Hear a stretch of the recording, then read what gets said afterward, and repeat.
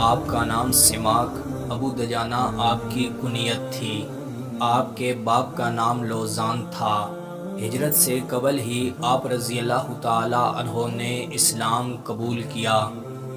غزوہ احد کے موقع پر حضور صلی اللہ علیہ وسلم نے تلوار کو ہاتھ میں لے کر فرمایا، اس کا حق کون ادا کرے گا؟ سیدنا ابو دجانہ رضی اللہ تعالی عنہ بولے، یا رسول اللہ، میں اس کا حق ادا کروں گا۔ حضور صلی اللہ علیہ وسلم نے انہیں تلوار عنایت فرمائی۔ بعض روایات سے معلوم ہوتا ہے کہ انہوں نے اپنے رسول صلی اللہ علیہ وسلم سے پوچھا کہ یا رسول اللہ، اس تلوار کا حق کیا ہے؟ ہمارے پیارے پیغمبر محسن انسانیت حضرت محمد صلی اللہ علیہ وسلم نے فرمایا کہ مسلمانوں کو نہ مارنا اور کافر سے نہ بھاگنا۔ سیدنا ابو دجانہ رضی اللہ تعالی عنہ حسب معمور سرخ پٹی ماتھے پر باندھی اور اکڑ کر چلتے ہوئے صفوں میں آ کر کھڑے ہو گئے۔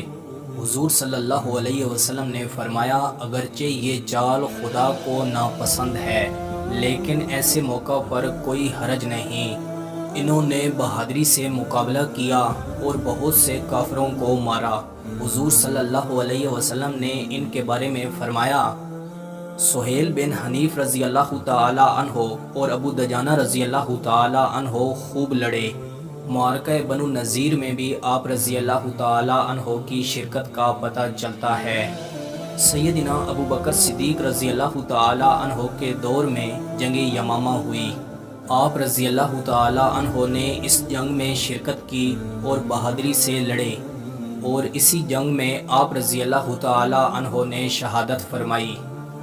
اِنَّ لِلَّهِ وَإِنَّا إِلَيْهِ راجعون۔ جنگ یمامہ پر ہم اس سے پہلے ویڈیو بنا چکے ہیں اور اس ویڈیو میں ہم نے ان کی شہادت کو ڈسکس کیا تھا۔ آپ رضی اللہ تعالی عنہ کا شمار جلیل القدر صحابہ کرام میں ہوتا تھا۔